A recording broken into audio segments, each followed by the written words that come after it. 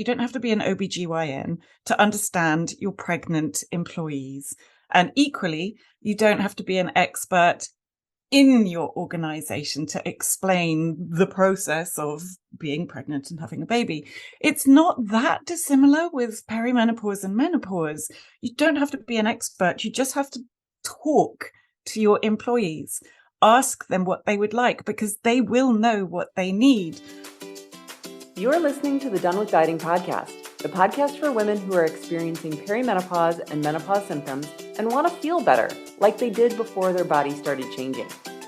I am your host, Elizabeth Sherman, Master Certified Health and Life Coach for women in menopause and perimenopause. I've helped thousands of women manage their symptoms, get off the diet roller coaster, and change their relationship with food, exercise, and stop fighting with their bodies. And I do it through a feminist lens, which means exploring how we are socialized as young women and how it impacts our current relationship with food and exercise, our bodies, health, and ourselves. What's different about this podcast is that we're exploring your health from all sides, not just food and exercise. We also address the mindset shifts that will make you happier and lead to better health. My goal in this podcast is to illustrate that the reason that diets don't work long-term is because your health doesn't exist in a silo. Your health and your weight are a symptom of other parts of your life and how you show up.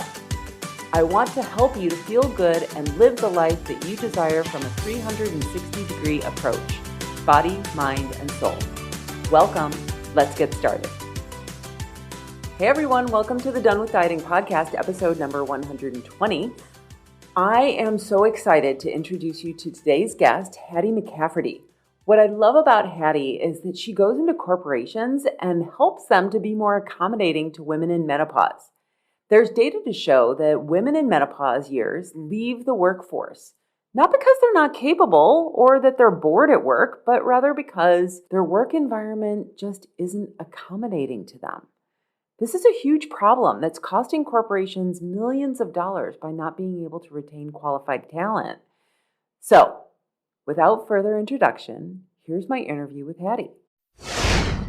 All right, everyone, welcome Hatty McCafferty to the show. Hatty, I am so excited to talk to you about menopause in the workplace.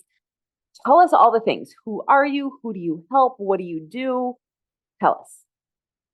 Elizabeth, it is such a pleasure to meet you and so exciting to be here today. So thank you very much for having me, first of all. What do I do? Where to begin? First of all, I suppose I am a certified menopause consultant and coach and host of the podcast Real Menopause Talk. I help as many people as I possibly can. So as I'm sure you know and your listeners know, that anyone born with a uterus will experience menopause, not necessarily perimenopause, because going into surgical menopause eliminates that run-up time to menopause, which is, in basic terms, the cessation or stopping of menstruation. With menopause and perimenopause, which is, again, just to clarify, the run-up to menopause, which can last from 4 to 12 years, just in case anyone thinks it might be a few weeks. It's much more than that. There are many symptoms. And as a certified menopause coach, I can confirm that there are around 72 recognized symptoms currently. And there may be many more. It's all about having a discussion. So I help the women, it tends to be women, experiencing the symptoms and those who support them, which should be everybody. Awesome. So I love that you brought up surgical menopause, because I just did a series of episodes on menopause and perimenopause, talking about how our eating impacts and how they both impact one another. Menopause affects our eating and our eating affects our menopause. Same thing with exercise, and then stress, recovery, and sleep. And Yes. I really left out all of the women who are in menopause due to surgical menopause. So let's talk about that for just a little bit. What are some of the reasons that someone might have early menopause or surgical menopause? To be clear right from the outset, I'm not medically qualified. I'm not a doctor. So I can't say with authority all of the reasons, but some Sure. may be fibroids, endometriosis, POI, PCOS. There could be tumors. It could be a personal choice. So there is myriad. Oh, and of course, cancer. So a good reason for the removal of the ovaries, part of the ovaries or the womb or the fallopian tubes. There are so many different types of oophorectomy. In fact, oophorectomy is very specific itself, but reasons for the removal of the organs. And this would plunge somebody straight into menopause without the run up. So they would experience most likely a huge drop in estrogen and progesterone, literally overnight, or as they wake up from surgery. Equally, there is the reverse. So a trans man would experience menopause from having high levels of testosterone issued to them.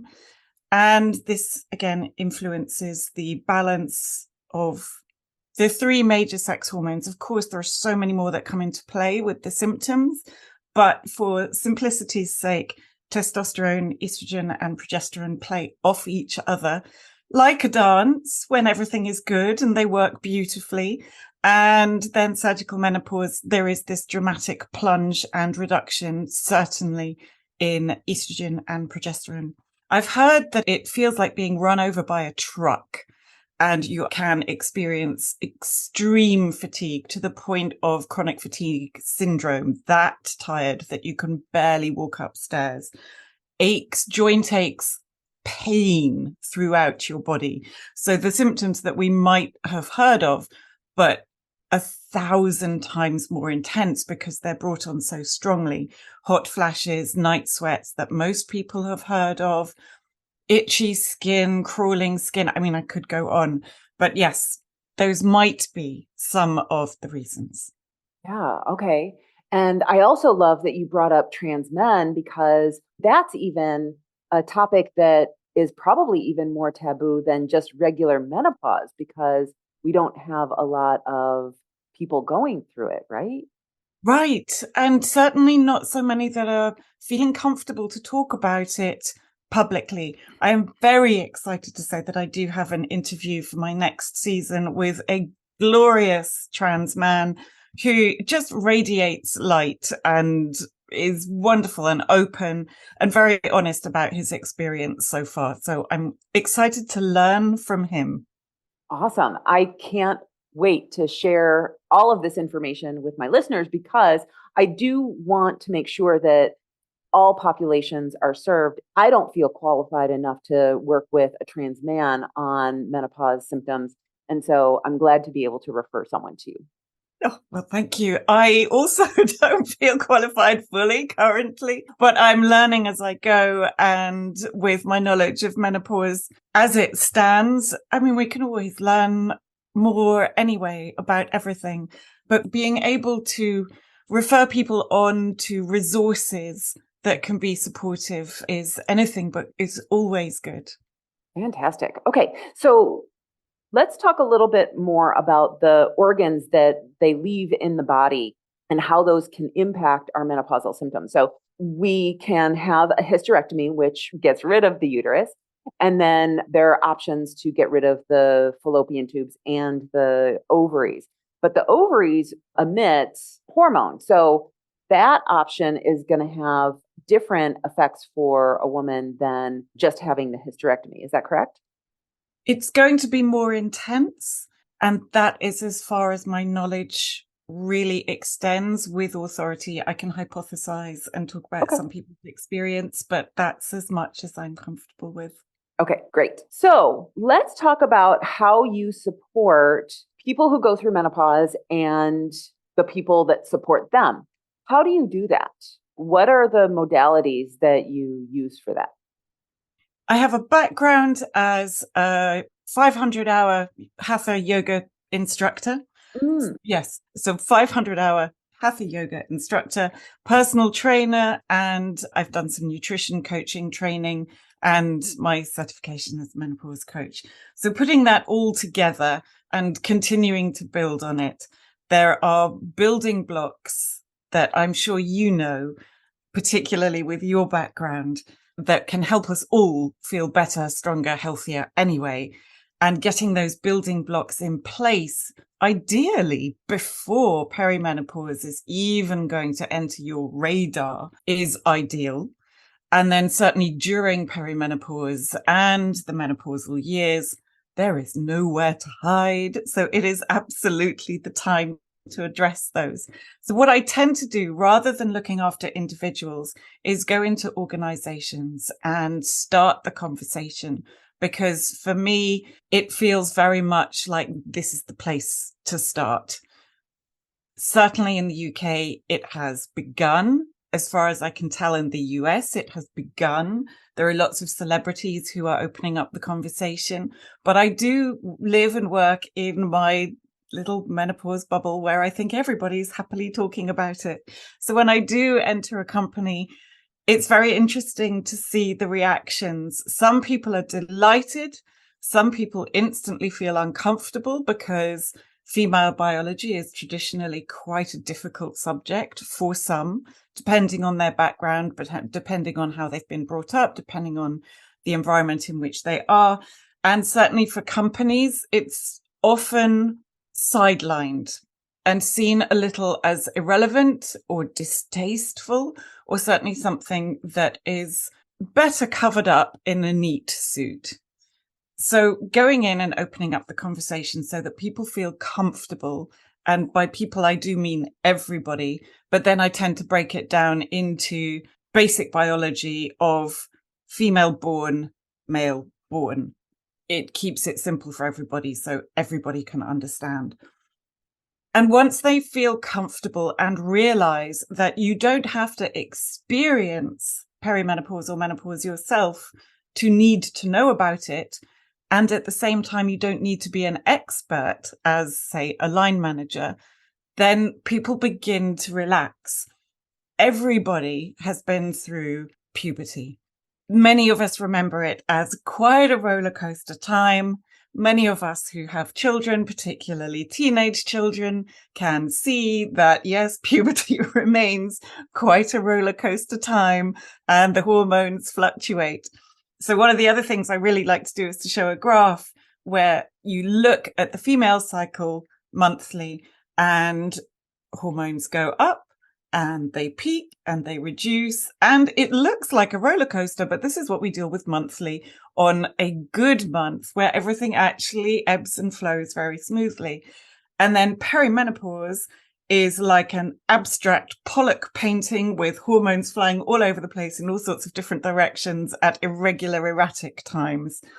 And then so you have the science that clicks with some people, and the more emotional side of everybody knows a woman. They might live with them. They might be their partner, their wife. They might have a daughter, a sister, a friend, even somebody who gives you coffee when you go and get your coffee on the way to work every morning. That person might be going through or will go through menopause at some point in their life. And therefore, you would want to support them. If you were to take menopause out of the conversation and just bring it into something as simple as your colleague is really worried that they're experiencing early onset dementia or Alzheimer's, would you dismiss them? Absolutely not. And this is one of the possible symptoms of perimenopause, where you experience brain fog and anxiety, begin to lose words. They fall out of your head, literally. And the most simple words, it doesn't have to be neuroscience. I think I lost the word for aeroplane the other day. And I've certainly spoken to others. Chair, avocado. These are words that are embedded deep in our brains that you suddenly lose and you feel like you're losing your mind. And the other big thing is losing confidence. So if you have to walk into a meeting and you've suddenly forgotten the name of your colleague who you've been working with for 15 years, or lose your flow of conversation and you might have copious notes, then you feel as though you are losing your mind, or you're failing, or you're not as good at your job as you used to be. And the lack of confidence creeps in that way. Or just biologically, when estrogen declines, again, that affects our self-esteem. I think I've gone around and around and around the conversation there rather than simply answering your question. Sorry. No. I think that was perfect, because I know that for so many of us that we really base our capability on how well we can communicate.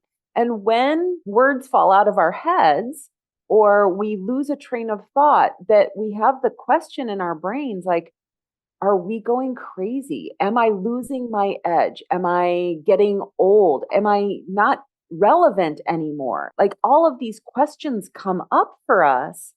And I think that the majority of women don't really feel comfortable talking to their colleagues about what's happening in their bodies, especially if I have a male boss who is my age or younger. God forbid I should have to talk to him about my menopause symptoms.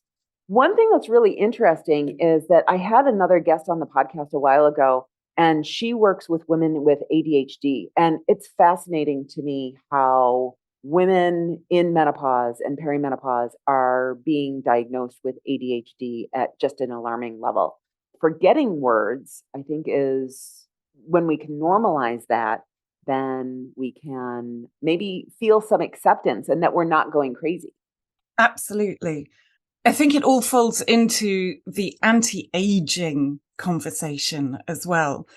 The fastest growing demographic in the workplace is the midlife woman. And the idea that we are supposed to sit in the corner, probably in something faded and lilac, apologies if you like the color, but faded and looking a bit drab, maybe a bit wistful into the corner, is not something that any of the women I know or that I've spoken to feel a kinship to. None of them are faded. They are fiercely bright, intelligent, successful women. Often these are C-suite women as well. They know what they're talking about. They know their industry. They know exactly how to play the game.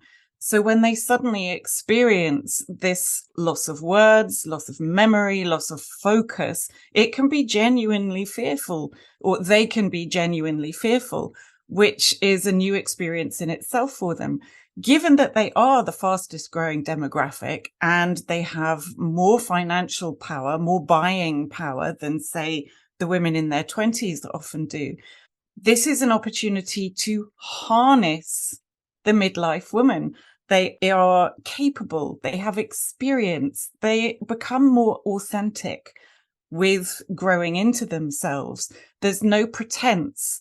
They speak their mind more in a polite way, of course. If you're in an organization, you're not just suddenly going to let the F-bombs fly, even if you might think them. Well, maybe you do that in the company of your friends. But losing these women to home, or many of them starting up their own businesses, is not something that most organizations want to do. It can also cost them 325% of one single woman's salary to replace them, which doesn't make financial sense. So approaching it either from a scientific point of view, which a lot of analytical thinkers like, or from a more approachable point of view, saying, look, this is not niche. This is half the population. Please look after them, because you win, they win, and you don't have to be an expert. Most people are very comfortable in a working environment talking loosely about pregnancy. So you have your maternity leave, you have various forms that you might need to hand in to your employer. You are allowed to go for your doctor's appointments. And then it's very clear cut. You have the baby, hopefully all being well. You have whatever leave you have. You probably come back to work. So you don't have to be an expert. You don't have to be an OBGYN to understand your pregnant employees. And equally, you don't have to be an expert in your organization to explain the process of being pregnant and having a baby. It's not that dissimilar with perimenopause and menopause. You don't have to be an expert. You just have to talk to your employees, ask them what they would like, because they will know what they need. So if you're in a factory, maybe looking at shift work and how that affects them. Is there a reasonable adjustment to their hours that they're working? Perhaps their uniform could be adjusted. Nylon, if you're having hot flashes, is going to be a misery. So perhaps that could be adjusted. Flooding is extremely common. So please, can they have a change of uniform or a number of uniforms just in case that happens and you need to go and have a change of clothes? Be allowed toilet breaks. Equally, if you're in an office environment, perhaps a desk fan or being near a window that can open, again, being allowed toilet breaks. If you are that in tune with your body, and I'm sure many of your listeners know that periods and cycles can be intensely erratic, certainly during perimenopause. But if you are that in tune, maybe scheduling big pitches or meetings at different times of day or even different times of month is just going to work better for you. And if you're able to do that, it feels like reasonable adjustments. So nobody's asking for a new building or first class flights everywhere. They're very simple little details. And even for somebody like an ambulance worker, a paramedic, or an emergency first responder, everybody has different terms for them. Allowing them to perhaps have access to a fridge so they can bring their own nutritious food rather than relying on the sugar spiking vending machines and chocolate bars and chips and snacks might make the world of difference to them. So it's simple, tiny adjustments, largely coming down to good food, sleeping where you can, moving when you can, and then obviously medical intervention should you wish to have that included in your package. Yeah. So something that I had heard, and maybe you can validate this or not, that women who are entering the menopause midlife years are exiting the workplace because it's not a friendly place for them. Is that Mm-hmm. true? It's exactly what I've heard. Yes, we've got 1 in 10 as our statistic here of women leaving the workforce because they can't cope, because they don't feel they can address their symptoms. Either they don't know what's happening to them, which is a whole nother issue on educating the generation coming up behind us, or they don't feel comfortable talking about it at work and unable to cope either with the mental symptoms or the physical symptoms. And so they leave, they quit their career. Wow. Yeah. What you were just talking about then is making the workplace a more friendly, inviting place so that we can keep those employees on staff and just make it better for everybody. Okay. I think that the next question I have is you work with in companies Mm-hmm. to help companies navigate this for their workforce, but not everyone has you.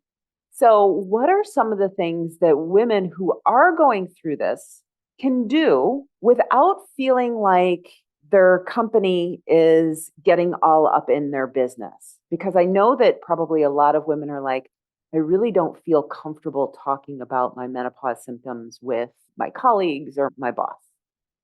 Then unfortunately, it's going to come down to their own management of it and taking control of it for themselves until they feel, hopefully, in a position where perhaps they are managing better.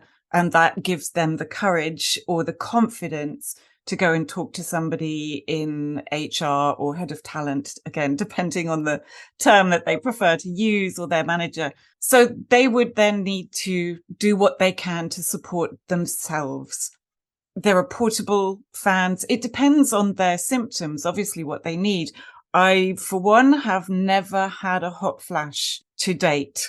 So I'm hoping that that stays that way. There are plenty more symptoms, but Yeah. not a Yeah. hot flash. However, there are millions of women that do. So maybe even a portable fan, if that feels as though they are drawing too much attention to themselves, then dressing in a way that they feel comfortable, removing layers. So I know not everybody feels comfortable stripping down to a vest top in the work environment, but perhaps light, thin cotton or sort of breathable fabric layers. A scarf, a large drapey sort of square or rectangular scarf, if it's a really fine material, can be a very, very useful tool in that it can look chic and glamorous and you can wear it any which way you like when you walk in, but you can wear it over you and around you to hide or not hide, to preserve your modesty of shoulders and the tops of your arms if you have a vest top underneath, say a cardigan and a jacket, depending on time of year, depending on your environment.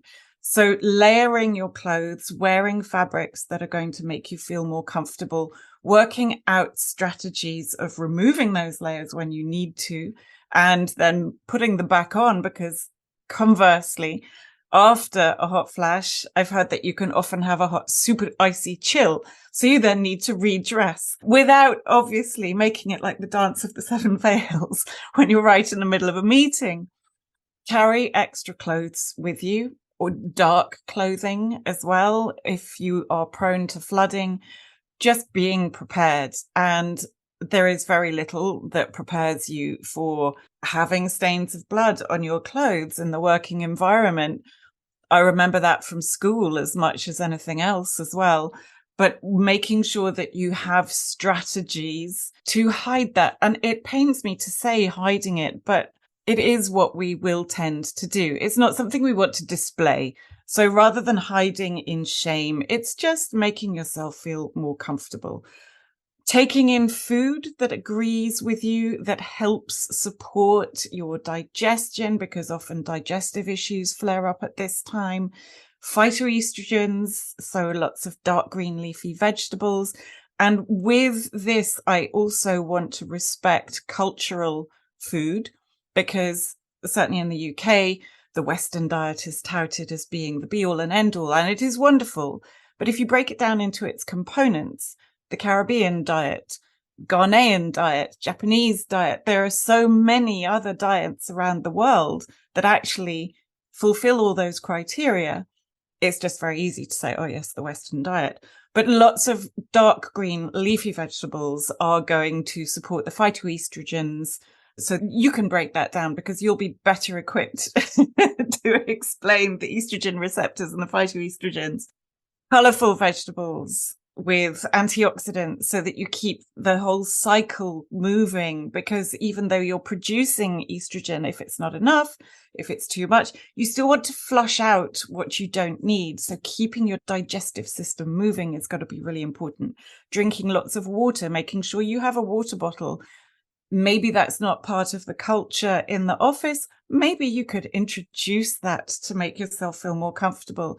Getting in movement where you can. And I know people work incredibly long hours, but even being able to get up, go and walk around the block, or do a few squats while you're making a cup of coffee.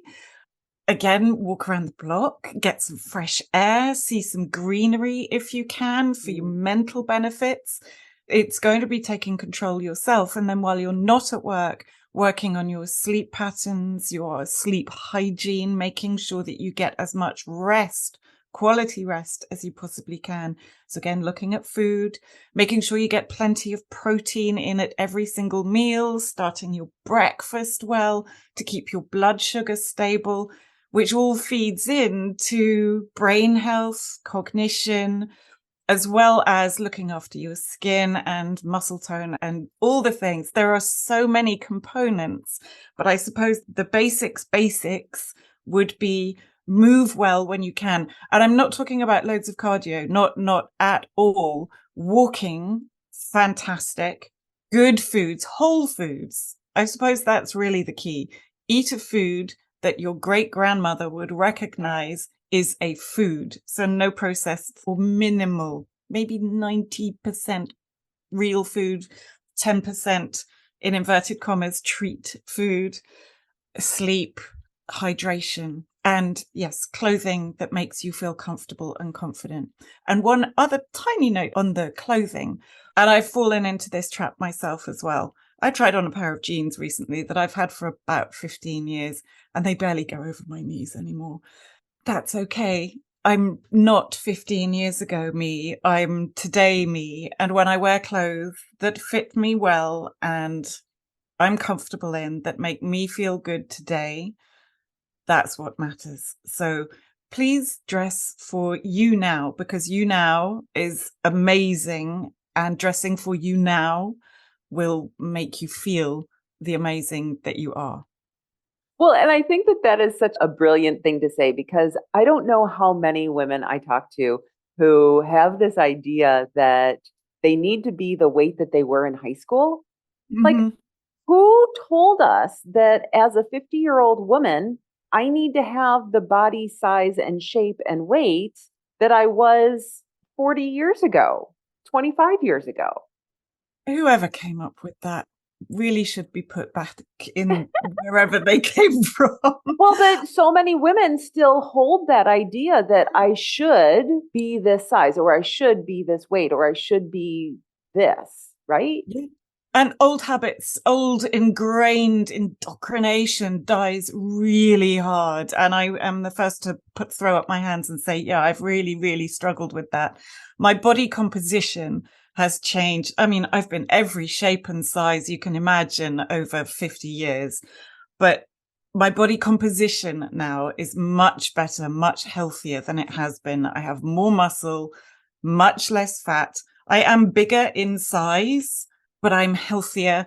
I'm so much stronger, and I have a much more positive outlook. And that really should, if we're going to go into any shoulds, be enough. There are still days where I might think, well, I should be able to fit into a teeny tiny jean, but I don't really care.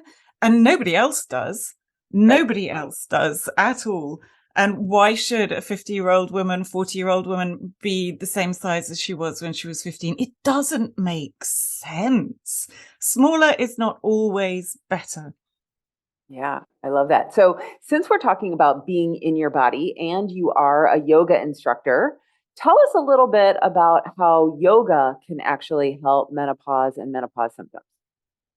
It comes down to being able to focus on the moment, and also sleep strategies, actually. So Okay. if you're trying to balance on one leg, you can't really think about your to-do list.